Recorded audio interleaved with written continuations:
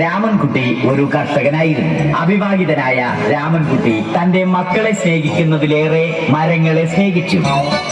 പെട്ടെന്നാണ് രാമൻകുട്ടി ആ കാഴ്ച കണ്ടത്. വഴിയിൽ ഒരു ജാതി മരം വീണ് കിടക്കുന്നു. രാമൻകുട്ടി ഒട്ടും അമാന്തിച്ചില്ല.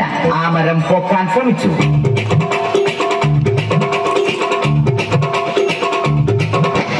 നടക്കുന്നില്ല. പിന്നെയും പിന്നെയും പൊക്കാൻ ശ്രമിച്ചു.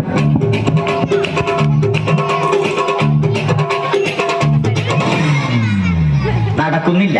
രാമൻകുട്ടി വഴിയെ പോയവരെ എല്ലാവരെയും സഹായത്തിന് വിളിച്ചു.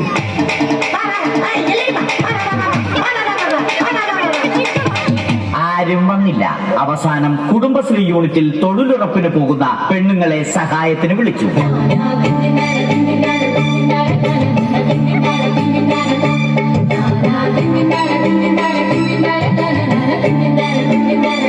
അവരെത്തി. അവർ അവരുടെ സ്ഥിരം പണി തുടങ്ങി. അത് കണ്ട ദേഷ്യം വന്ന രാമൻകുട്ടി മരത്തെ ഒറ്റയ്ക്ക് പിടിച്ചു പോക്കി.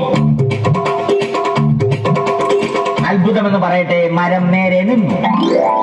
ഇത് കണ്ട തൊഴിലുറപ്പ് പെണ്ണുങ്ങൾ രാമൻകുട്ടിയോട് നോക്കുകൂലി ആവശ്യപ്പെട്ടു.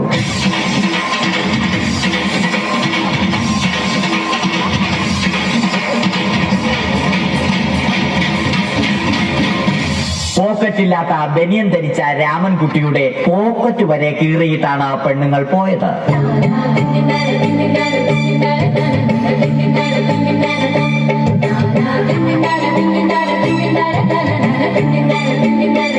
രാമൻകുട്ടി പിന്നീട് ഒന്നും ആലോചിച്ചില്ല. മരത്തിന് ഫാക്ടംബോസ് 2020 സെപ്റ്റംബർ 14 നൽകി. മരം തഴച്ചു വളർന്നു. ഇത് കണ്ട രാമൻകുട്ടിക്ക് സന്തോഷം വന്നു. സന്തോഷം വന്നാലും ദുഃഖം വന്നാലും രാമൻകുട്ടിക്ക് മരത്തിനു ചുറ്റും ഡാൻസ് കളിക്കുക എന്നുള്ളത് രാമൻകുട്ടിയുടെ മാസ്റ്റർ പീസ് ആയിരുന്നു. ആ മാസ്റ്റർ പീസ് രാമൻകുട്ടി ഇവിടെയും എടുത്തു.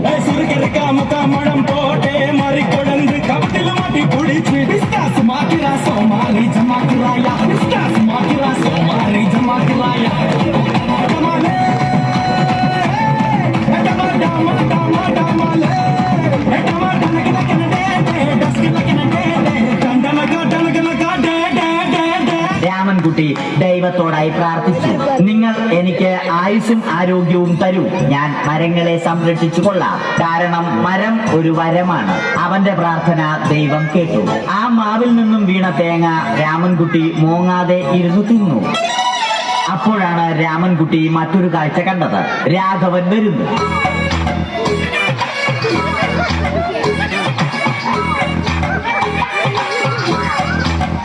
മരം മുറിക്കൽ ഹോബിയാക്കിയ, അതിലുപരി ജോലിയാക്കിയ രാഘവൻ മരങ്ങളുടെ ശത്രുവല്ലേ? മരങ്ങൾ മുറിച്ച് ഫർണിച്ചർ പണിയുന്നത് തെറ്റല്ലേ? അവനെ ഇതിൽ നിന്നും പിന്തിരിപ്പിക്കണം. അവർ തമ്മിൽ ഒന്നും രണ്ടും പറഞ്ഞു. സംസാരം മൂത്ത് വാക്കേറ്റമായി. അത് പിന്നെ അടിയിൽ കലാശിച്ചു.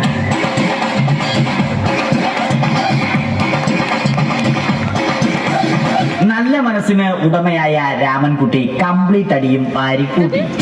ഒടുവിൽ രാമൻകുട്ടി സർവ്വധൈര്യവും സംഭരിച്ച് രാഘവനോടായി അലറി. മനസ്സലിഞ്ഞ രാഘവൻ രാമൻകുട്ടിയെ അരികിൽ വിളിച്ചു. കൈവാക്കിന് കിട്ടിയ രാമൻകുട്ടിയെ രാഘവൻ ഒട്ടിറൊട്ടിയാക്കി മരത്തിലൊട്ടിച്ചു.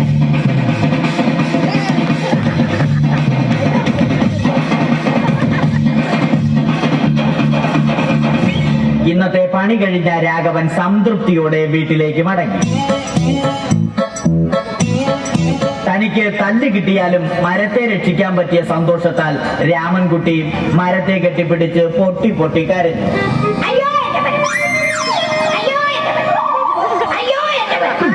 കാരണം മരം ഒരു വരമാണ്. കെട്ടിപ്പിടിക്കൽ ഏറ്റുവാങ്ങിയ മരം നാണം കൊണ്ട് ചില്ലകൾ താഴ്ത്തി. മരത്തെ രക്ഷിച്ച ക്ഷീണത്തിൽ രാമൻകുട്ടി മരച്ചുവട്ടിലിരുന്ന് ഉറങ്ങിപ്പോയി. പെട്ടെന്നാണ് അത് സംഭവിച്ചത്. പ്രകൃതി അതിന്റെ തനിക്കോണം കാണിച്ചു തുടങ്ങി. മഴയും കാറ്റും ഇടിയും വന്നു. അതോടൊപ്പം കോളും വന്നു. കോളെടുത്ത് രാമൻകുട്ടി പറഞ്ഞു, തോൾക്കട്ടായി രാമൻകുട്ടി ദൈവത്തോടായി പറഞ്ഞു. കാറ്റും മഴയും അതൊന്നും ചെവിക്കൊണ്ടില്ല. രാമൻകുട്ടിയുടെ മരം ആടി ഉലഞ്ഞു. രാമൻകുട്ടി ദൈവത്തോടായി വീണ്ടും പറഞ്ഞു, മരം ഒരു വരമാണ്, മരത്തെ ഒന്നും ചെയ്യരുത്. വരം കിട്ടിയതുപോലെ രാമൻകുട്ടി തന്റെ ചൂണ്ടുവിരൽ കൊണ്ട് മരത്തെ താങ്ങി നിർത്തി. ചൂണ്ടുവിരൽ വളഞ്ഞ് ചൂണ്ട പോലെയായി. ഇനി മീൻ പിടിക്കാൻ കൊള്ളാം. അവസാനം സംഭവിക്കേണ്ടത് സംഭവിച്ചു. രാമൻകുട്ടി അടിയിലും മരം മുകളിലും. അന്ത്യശ്വാസം വലിക്കുന്നതിനു മുമ്പ് രാമൻകുട്ടി ദൈവത്തോടായി ഇങ്ങനെ പറഞ്ഞു,